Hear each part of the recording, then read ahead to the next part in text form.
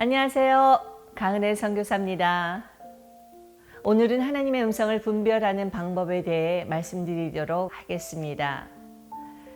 여러분, 우리가 어떤 것에 대한 간절한 소원을 가지고 기도할 때 하나님의 음성이 잘 들릴까요? 여러분은 개인적으로 간절히 바라는 것이 있다면 그때 들리는 음성은 주로 내 생각에서 나올 경우가 많기 때문에 이때는 반드시 하나님의 음성을 분별할 줄 아는 중보자들에게 기도를 부탁해서 검증을 받아야 합니다. 어떤 자매가 같은 교회에 다니던 사모하는 한 형제가 있었는데요. 어느 날 그 형제와 결혼하라는 하나님의 음성을 들었다고 합니다. 그것을 그 형제에게 말해야 하는지 고민했다고 하는데요. 정말 그 음성이 하나님의 음성이라면 분명 결혼 상대자가 될 그 형제에게도 하나님께서는 말씀해 주시지 않았을까요?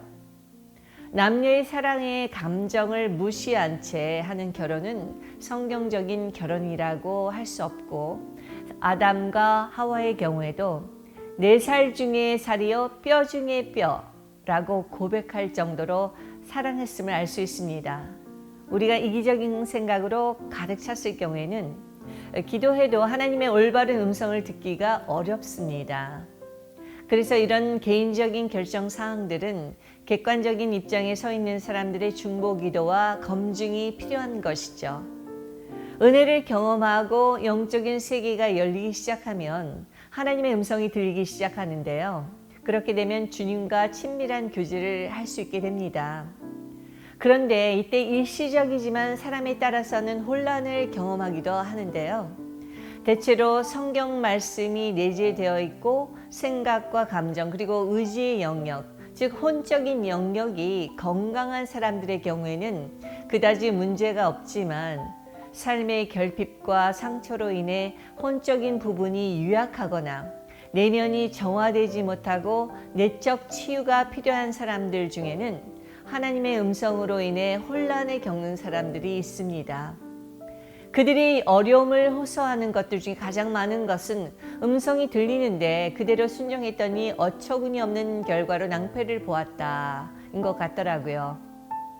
이러한 체험으로 인해 자신에게 말씀하신 분이 정말 하나님이신지 모르겠다는 의구심을 품게 되면 당연히 혼란을 경험하게 되지요. 이렇게 되면 하나님의 음성을 경청하기 어려워지고 믿음까지도 흔들리는 경우가 있습니다. 그래서 아예 내적인 음성을 차단해 버리는 경우도 있는데요.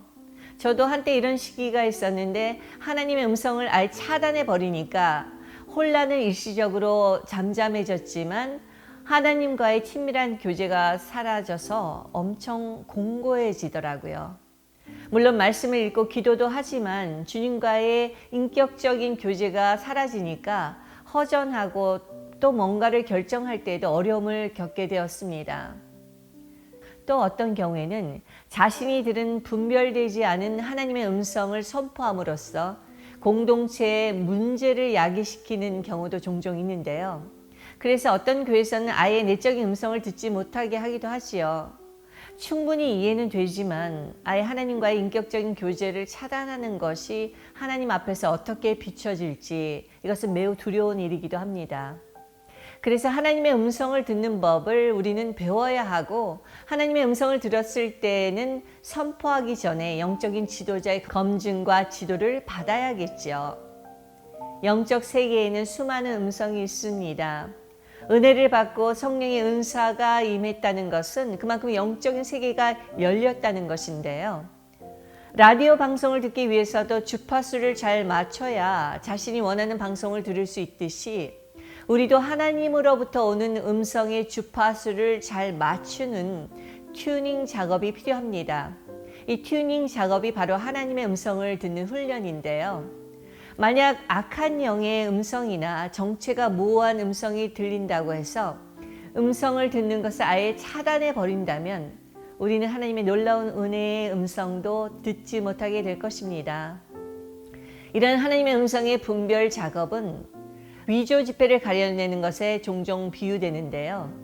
위조 지폐를 가려내는 기술은 위조 지폐를 철저히 조사하는 데 있는 것이 아니라 진폐를 오랫동안 만지는 데 있다고 합니다. 진폐를 오랫동안 만져온 사람은 위조 지폐가 섞여 있을 때 금방 알아챌 수 있다는 것이죠. 우리도 이렇게 하나님의 음성을 분별하기 위해서는 말씀과 기도의 훈련, 그리고 내적 치유가 필요하고요. 그리고 하나님과 교제하는 거룩한 낭비의 시간을, 그 기도의 시간을 많이 가지면 가질수록 우리는 점점 숙련된 튜닝 작업을 통해 하나님의 음성을 분별해낼 수 있게 됩니다. 그런데 이렇게 주님은 우리에게 기도와 또 다양한 방법으로 당신의 자녀의 삶에 관여하시는데 왜 우리는 그것을 잘 느끼지 못하며 살아가는 것일까요? 여러 가지 이유가 있겠지만 우리 크리스천들은 하나님을 의도적으로 무시하거나 불순종하지는 않지만 우리의 삶에 관여하시는 하나님에게 좀 무관심한 것이 문제인 것 같습니다. 하나님은 당신의 아들 예수 그리스도의 핏값으로 우리를 구속하시고 자녀 삼아 주셨지만 그분은 종종 우리의 삶 속에 주인이 아닌 손님으로 머물러 계시는 경우가 많잖아요. 우리에게는 자신의 문제에만 관심이 집중되는 이기적인 성향이 있고 또 삶의 분주함 때문에 하나님을 바라보지 못하고 그분을 망각하고 지내는 시간이 너무 많기 때문이 아닐까 하는 생각이 듭니다. 주님께서는 이런 우리들의 모습을 안타깝게 바라보시면서 끊임없이 우리의 영혼의 문을 두드리고 계시는데요. 볼지어다 내가 문 밖에 서서 두드리노니 누구든지 내 음성을 듣고 문을 열면 내가 그에게로 들어가 그로 더불어 먹고 그는 나로 더불어 먹으리라. 우리는 사랑하는 사람들과 밥을 먹으며 이야기 나누는 시간들이 너무 즐겁잖아요. 그와 같이 주님도 사랑하는 자녀인 우리와 친밀한 교제를 하시기 원하시는 것이죠. 간혹 독거노인들의 고독사 소식을 들을 때마다 그분들이 사랑하는 사람 또는 자녀를 기다리며 지냈을 외로운 시간들을 생각하며 마음이 짠해지는데요. 그분들을 보면서 우리 하나님 아버지도 늘 우리와 교제하고 싶어 하시지만 우리의 분주함 때문에 또 내 문제에 집착하여 하늘 아버지를 바라보지 못하고 기도하지 못하는 우리의 모습과 오버랩 될 때가 있더라고요. 자, 여러분 이제 분주한 모든 일과를 잠시 내려놓고 우리 하나님 아버지가 내미시는 교제의 초청에 응해 보시지 않으시겠습니까? 우리를 사랑하시고 또 기다리시는 하나님 아버지를 바라보며 또 그분만을 구하며 나아갈 때 나를 사랑하는 자들이 나의 사랑을 입으며 나를 간절히 찾는 자가 나를 만날 것이라 라고 말씀하시는 주님을 여러분은 반드시 만나게 되실 것입니다. 할렐루야!